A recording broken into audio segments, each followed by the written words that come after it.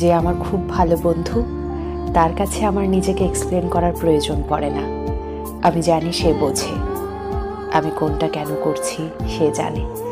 যে আমার খুব ভালো বন্ধু, তার পাশে মিনিট 5 বসলেও জীবনে যত অশান্তিই চলুক না কেন, মনে হয় সব ঠিক হয়ে আছে।